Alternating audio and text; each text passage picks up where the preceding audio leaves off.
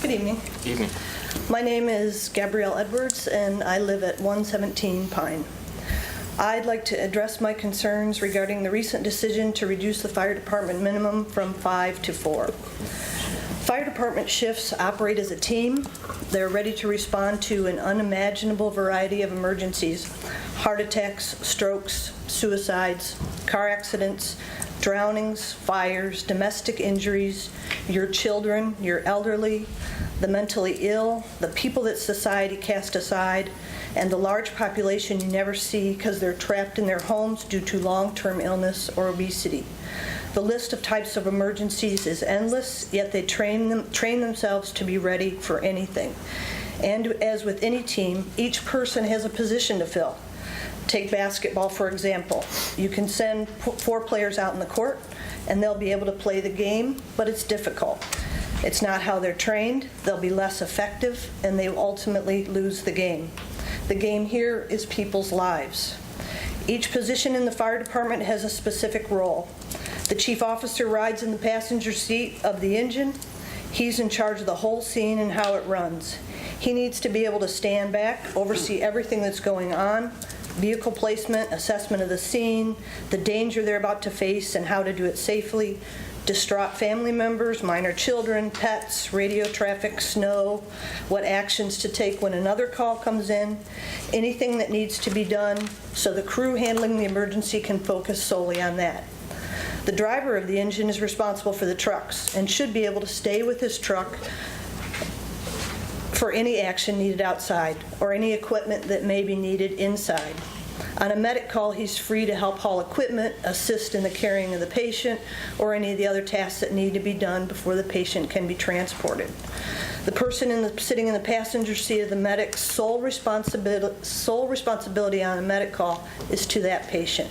What happened, what's needed, what's their medical history, what medications they're on, planning a course of treatment, and seeing that it is implemented and documented. The person driving the ambulance is the one that's doing the hands-on assessment, the vital signs, the cardiac monitor, finding and treating the injuries, starting IVs, delivering meds or babies, helping to package and carry the patient, and then helps any family member going with them into the ambulance, and then is responsible for safe transport to the most appropriate hospital. The 5th member of the crew rides in the back of the engine. He can fill a myriad of tasks that allows the other 4 to focus on what they need to do. Setting up the IVs, preparing medications, packaging and moving the patient. Multiple medical procedures can be done simultaneously. Securing the house, anything that allows a more seamless transition from house to hospital. If it's a minor medical emergency and the patient is stable, he can then return to the engine, and the engine is still in service with 3, ready to respond to the next emergency, fire or medical. If the patient is critical, he can go in the ambulance, and now there are 2 medics in the back of the rig that can continue treating the patient en route to the hospital. Even if the 5th medic goes to the hospital, the engine still has 2 and can still be in service, able to respond to any subsequent emergency. When there's only 4, all hands have to pick up the slack, and therefore none are solely focused on their assigned tasks. This is how things get missed, people get hurt, and the quality of overall care suffers. This is Perrysburg. We do not provide minimal anything, let alone medical care. We care for the citizens as if they are our own family members. With 4 personnel on a critical emergency where 2 medics are needed in the back of the ambulance, the driver of the fire truck has to be the additional medic to go to the hospital in the ambulance. This leaves the engine out of service with only the chief officer to drive it back to the station. He has to talk on the radio to dispatch, drive a fire truck safely, coordinate what's going on back at the station with manpower, and coordinate actions on the 2nd, 3rd, or 4th call. This can all be done safely from the passenger seat, but dangerous when you are driving and the only one in that big truck. And the engine is out of service until it gets back to the station and restaffed with off-duty firefighters that are called in from home. This results in more overtime and an unnecessary out-of-service rig, dangerous to the community. It has been said that we should rely on mutual aid or our part-paid volunteers. We should be grateful they are both there and utilize them when needed, but not depend on either. While mutual aid is a good thing to have and very effective on fires, it should not be relied upon for our daily additional manpower. It's basically 911 for the fire department. The other departments have their own citizens to take care of, and it takes time for Perrysburg Township, Maumee, Rossford to get the call and get here. And in our business, time is life. The part-paid personnel are well-meaning and dedicated, but this is their hobby. They are not professional firefighter paramedics. They have not chosen this as a career. And if I'm having a heart attack, I want highly medically trained paramedics showing up at my house, not a minimally trained volunteer who likes to do this on a weekend as a hobby. Once again, a basketball reference. Take weekend basketball enthusiast, who could even be pretty good, and put him on a court with professional players.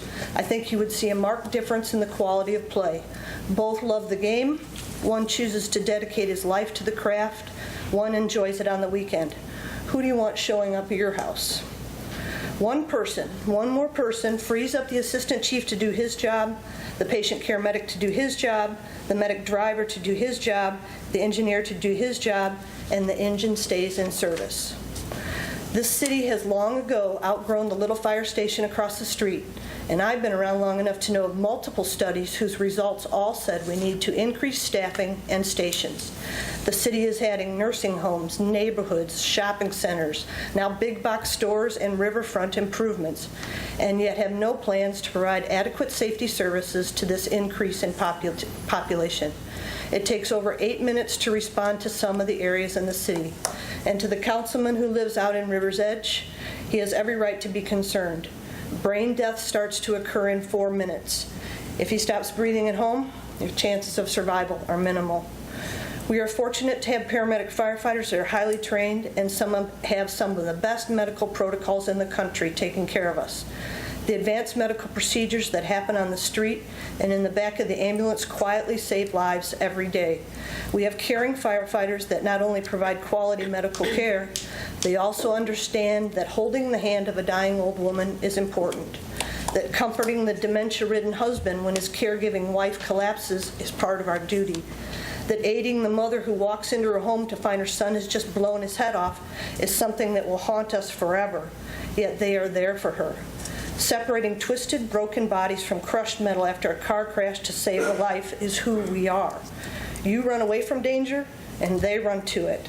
When the firefighters say this reduction in staffing is dangerous for the community, it's not out of greed or laziness, it is out of practical experience.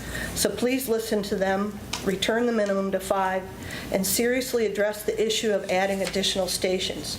Please show us that council is proactive and concerned for the safety of its citizens and not just reactive to the fact that firefighters don't fit into your mold. Thank you. Thank you. Any other comments? Very good. Under reports, I have no report tonight. Ms. Cabot. No report. Finance Director. No report. Director of Law, Mr. Burrito. No report. President of Council. Yes, I have a couple of routine, an ordinance and a resolution regarding annexation. And I'd like to introduce ordinance number 58-14, or 58-14, and resolution 2-14, and move that the rules be suspended to allow by their reading by number and title only. Second. And dispense with the second, third reading. Second now. Roll call. Mr. Kevner. Yes. Mr. Mackin. Yes. Mr. Matuzak. Yes. Mr. McCarthy. Yes. Mr. Van Huzen. Yes. Mr. Grayson. Yes. Ordinance 58, 2014, accepting the petition of Kathy M. Sharma, trustee for annexation into the city. Resolution 2, 2014, authorizing the Director of Law to petition the Board of Commissioners of Wood County, Ohio to change certain boundary lines with respect to the Sharma annexation in accordance with the revised code 50307. Okay, I move that ordinance 58-14 and resolution 2-14 be passed, not as an emergency measure. Second. Discussion. Roll call. Mr. Mackin? Yes. Mr. McCarthy? Yes. Mr. Van Huzen? Yes. Mr. Grayson? Yes. Mr. Kevner? Yes. Mr. Matuzak? Yes. Anything else? That's it. Okay. Finance Committee, Mr. Mackin. Thank you, Your Honor. We met on our normal time on June 10th. First item of business was a request for funds for academic camp. Chris Amato, Katie Instead, close enough. From the Perrysburg School, Jason Craig, Perrysburg Heights, gave a presentation regarding funding the summer academic camp and requested $10,000 from the city to help fund it. The camp will be held in Perrysburg Heights Community Center for 8 weeks, 5 days a week, all day. The camp is for Perrysburg School students in grades K through 3, qualify for free reduced lunch, and our reading intervention students. About half the students who are involved in the program will be from the city of Perrysburg. The state now has third grade reading guarantee, and third grade students have to pass the Ohio Achievement Test for reading, so they do not, otherwise they don't go to fourth grade. Studies show the retention is not good over the summer, and that problems result when you fail that.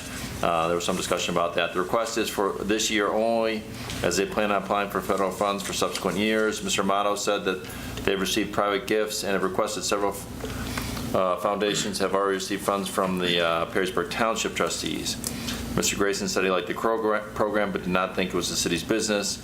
I said that this is a service that the community does not, that the city does not otherwise provide, and is the best interest of the community to do that. My recommendation was to allocate the $5,000 available from the city's special fund, and so I will. The committee agreed 2-to-1 to recommend the city council special fund of $5,000 be donated for this program, and the committee also agreed 2-to-1 to recommend that the administration allocate $5,000 from the Economic Development Fund, which is not taxpayer-based, it's based on funds from other sources. So I so move that the council special fund be used for this camp. Second.